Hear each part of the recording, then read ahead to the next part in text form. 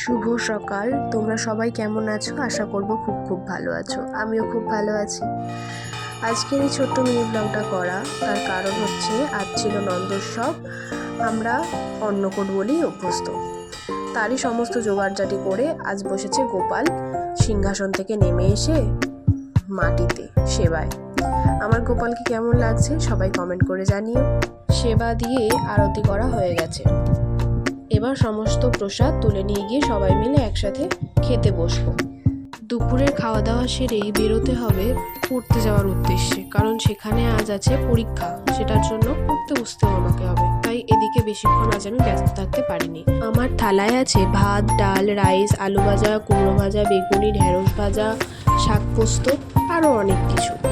যাই হোক, আমি বেরিয়ে পড়েছি।